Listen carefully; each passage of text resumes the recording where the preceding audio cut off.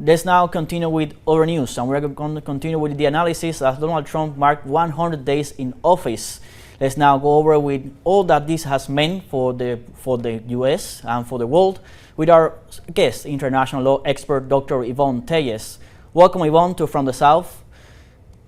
Thank you. Good afternoon. Thank you for the invitation. Oh, it's always our precious. Ivonne, a lot has happened in these 100 days. A lot has happened in these first 100 days that has happened in the U.S. with all the different policies that the President Donald Trump has imposed and all the different tariffs. So we're going to talk little by little. Let's break it down by part. Let's first talk about what has been his policy toward countries that do not align with the U.S. policies and do not believe in the hegemony that wants to be imposed by the U.S. I'm referring to Cuba, Venezuela, Nicaragua, all these other countries. What has been his policies in these first 100 days?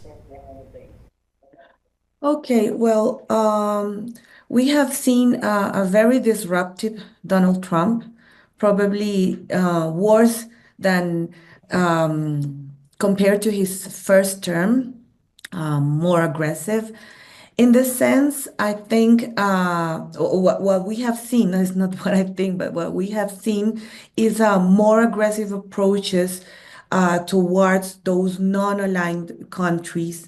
But however, I do want to make a statement. We are seeing this aggressive behavior. I'm talking about aggressive economic behavior, political behavior, non-diplomatic behavior, even with its old allies. So that means that in a way, we're seeing a Donald Trump that is not discriminating as much as we thought that he will do. He's behaving in a very disruptive way, in a very aggressive way with his allies and with his non-allies. However, I think he has been a little bit, in a way, a little bit careful regarding, for example, some issues with Venezuela regarding the trade agreements that they have had previously. And we saw that, for example, when officials from the U.S. government came to Venezuela to have some talks when he started in office. So this shows that Donald Trump doesn't follow a unique path. Every day we're seeing very different measures, executive orders, new establishment of abolishment of some policies and the establishment of other ones. So I think it's very difficult to follow a unique trend or a unique path regarding his behavior because we are seeing this towards, as I said before, not just his allies, but other non-aligned countries. And I think what he's being prioritizing is just not the political part, but mainly he's focusing on the economic part. And with that, I'm talking about that he's prioritizing the economic interest that the U.S. May have under his reign or his domain, if we can say it in those words, more than those political approaches, and that can show or explain us why is he behaving in this way, as I'm saying, with his friends and with his non so close partners. Migration has also been a main topic on Trump's agenda in these first 100 days, with mass deportations that have been considered by many, even within the states, as illegal the way they are being carried out. What can you tell us about these policies and what consequences are the migrant communities in the state facing due to these policies of the President Trump? Well, correct. It's what we're seeing is it's dreadful. For the human rights system, because what we have achieved regarding, for example, the respect, at least in the formal part of the civil liberties, we're seeing that this has been turned down. Not just, I'm talking about not just migration policies, because we have seen those migration policies not just in the United States, in some other countries as well. I mean, migration is always a big issue for states. But the way that those measures have been imposed, the way that, for example, just a regular person that goes to the supermarket during the day, it's being deported, and it's being it's not following a due process, and it's just being deported. That means that those ways are just represent a back path regarding all those social and all those right gains. What does this mean? Well, definitely not just a challenge for the normal people that face these measures, but also what we're seeing is that in a way a fracture in the international relations system, because we've seen how some countries have answered and have responded to those measures. For example, what happened between Colombia and the United States when he was just beginning in office. So I'm talking about also countries states trying to come along to in favor of its citizens, just to restrain a little bit, at least the way that those citizens are being treated. So for the people, and for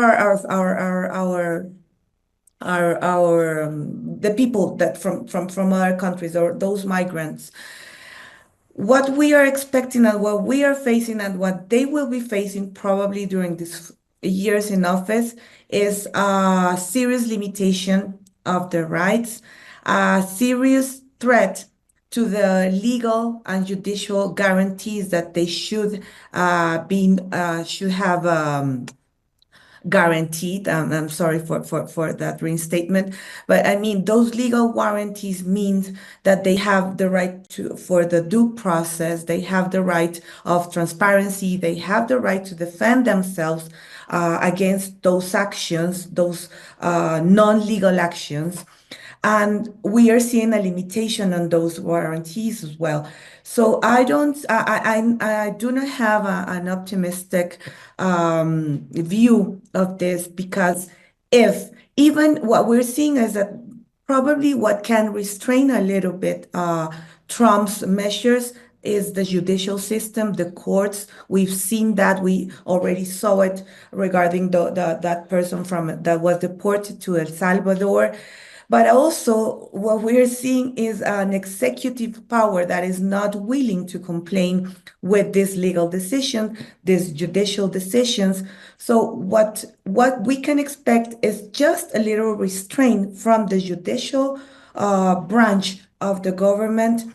But if the executive is not willing to accept this, and if this centralization of power continues to grow, because we've seen that the administration has taken steps to weaken the independence of the institutions, the restructure of agencies, and all of other things. That means that people rights, because the measures that normal people have in order to restrain and to face these abuses are getting less and less available to them.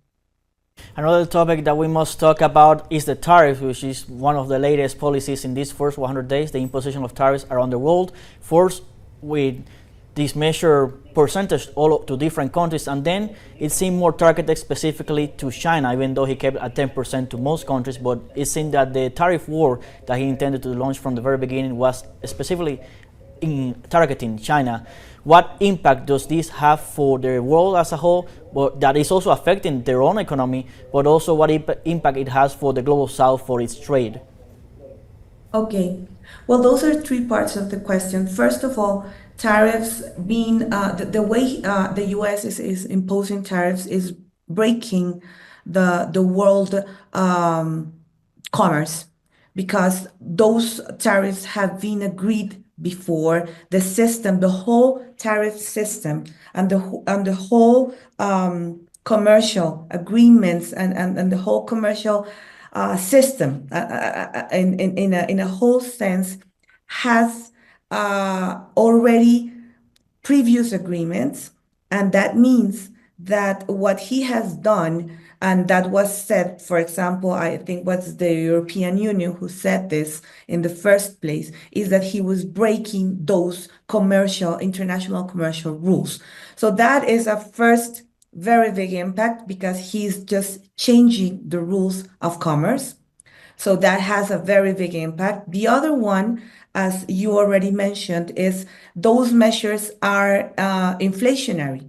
So the United States citizens are not seeing that right now, but they will definitely face it in a near future and a very close future because those measures are just going to help grow the inflation and just life, it's going to get more expensive in the United States. So that means that definitely that is going to affect the economy, as we've already seen how the markets have responded to those measures. And related to the Global South, of course, we're going to be the ones who face the worst effects on this because we do not have that the same agency as the biggest countries do. And I'm talking about economy. So if we don't have that agency, we don't have that big margin of action, that wide broad of action, that means that we just get, we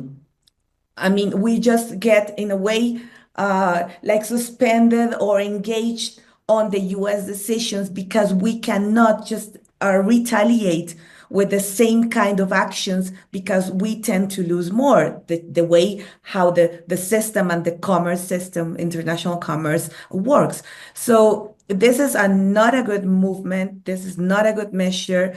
And of course, what we are seeing is the very aggressive measures and very responsive measures from China that is, of course, has the capital and the economic muscle to respond to the US the way it is doing so, but not the rest of the world. Probably we're expecting this from the European Union, from China, and from other big economies, but the rest of the world does not have this economic muscle to respond to this. So this is definitely probably going to end in a recession. Hopefully not as worse. Not worse than the 2008 recession that we had, but it's gonna probably follow that path, a path for recession and a path for more inflation in the US and the worsening, of course, of the diplomatic and the commercial relations, because also what is Donald Trump is doing with those measures is affecting trust, and trust and good faith are essential values for the international system. Thank you, Dr. Ivonne. Unfortunately, we don't have time for more, but thank you so much for being with us once more and for your inputs here from the South. Thank you very much to you. It was our pleasure.